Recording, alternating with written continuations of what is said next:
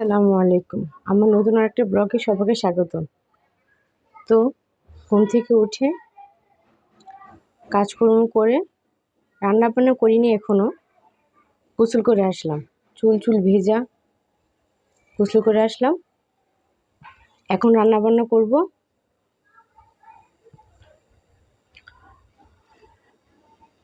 এখন সব রান্নাবান্না করব। এইমাত্র গোসল করে আসলাম। তো আজকের ব্লগটা শুরু করা যাক।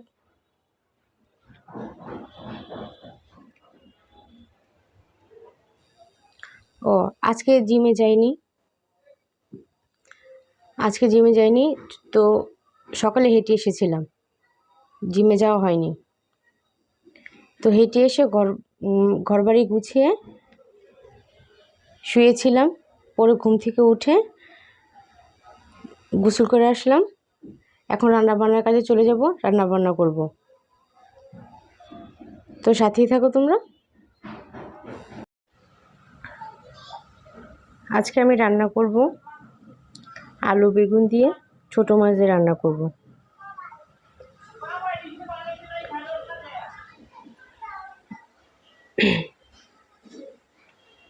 তো আমাদের আশেপাশে নয়েজ হচ্ছে খুব, সবাই ক্ষমা দৃষ্টিতে দেখবেন। আমাদের পাশের বাড়িতে কনস্ট্রাকশনের কাজ চলছে, এটার কারণে খুব নয়েজ হচ্ছে।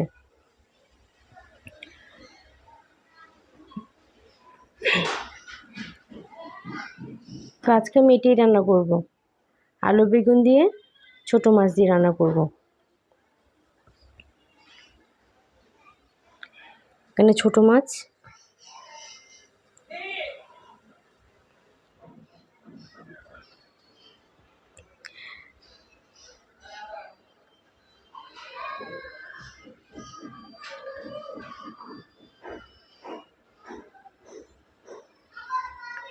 অনেক নয়েজ হচ্ছে।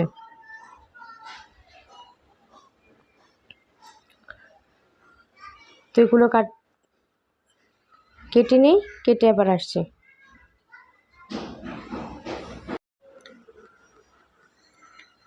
এই তো সব কিছু কুটো কমপ্লিট হয়ে গেল।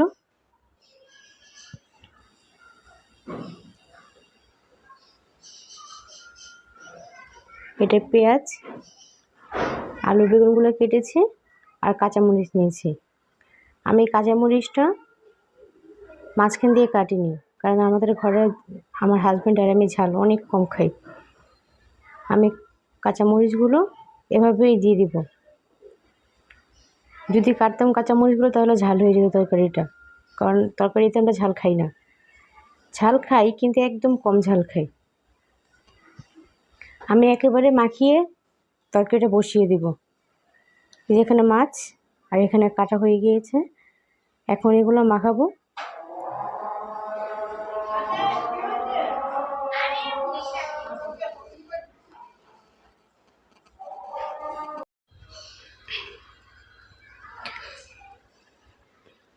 এই তো তরকারিটা মাখিয়ে ফেললাম, হাতে মাখিয়েছি তরকারিটা।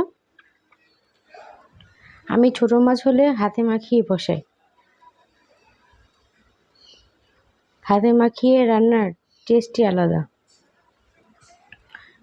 তো এই যে হাতে মাখিয়ে ফেললাম তরকারিটা।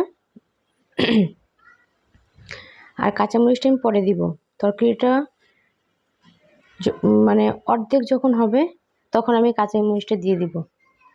আগে দিলে কাঁচামরিচটা গলে যাবে। যখন তরকারিটা অর্ধেক হবে তখন কাঁচামরিচটা দিব, তাহলে কাঁচামরিচটা পুরোপুরি গলবে না।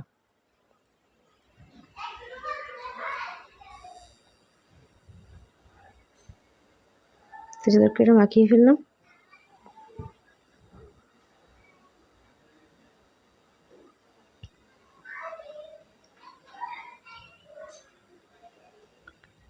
তো তরকারিটা এখন ঢেকে দিব। ঢেকে দিয়ে আমি চুলাতে বসিয়ে দেবো তরকারিটা।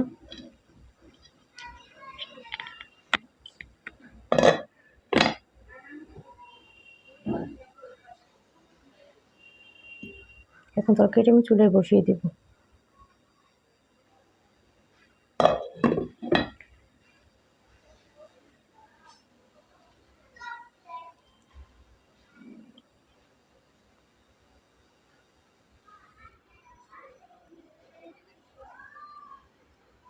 তো চুলোতে বসিয়ে দিই তরকারিটা। এই তো তরকারিটা চুলোয় বসিয়ে দিয়েছি।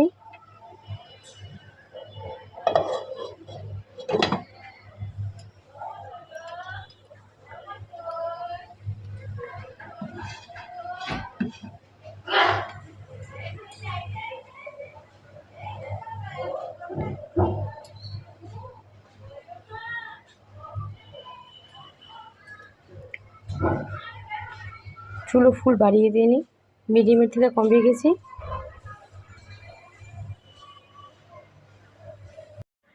আমাদের এখানে খুব আওয়াজ হচ্ছে, পাশের বাড়ি তো চিল্লাচিল্লির আওয়াজ।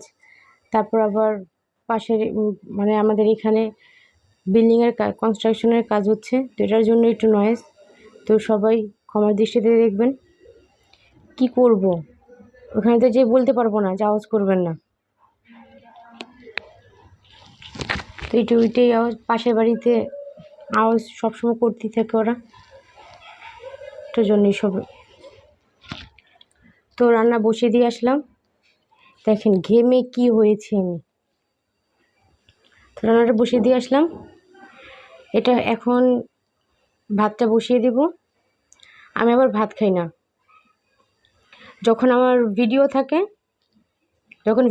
তখন আমি ভাত খাই, কিন্তু এভাবে ভাত খাই না। এভাবে আমি ডায়েটে আছি, জিম করি, যখন ভিডিও করা হয় তখন আমার ভাতটা খাওয়া হয়।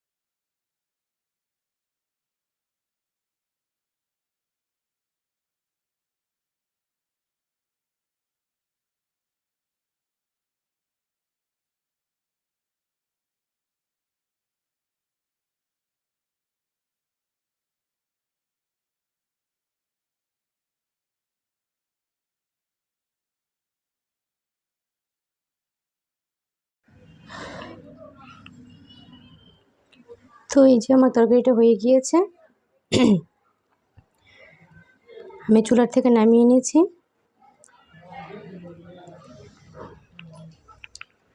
এই যে আমার তরকারিটা, একদম ধোয়া উঠছে। আমি ঝোলটা কিন্তু একদম শুকিয়ে ফেলেছি। তরকারির কালারটা কিন্তু দারুণ হয়েছে, আশা করি খেতেও মজা হবে তরকারিটা। তো এই যে আমার তরকারি কালারটা, সবাই বলবেন তরকারি কালারটা কেমন হয়েছে, কমেন্ট করবেন, কমেন্ট করে জানাবেন। তো শেষ, তরকারি রান্না শেষ, আমি ভাতটা বসিয়ে দিয়ে এসেছি। তো আজকে এ পর্যন্তই, সবাই ভালো থাকবেন, সুস্থ থাকবেন।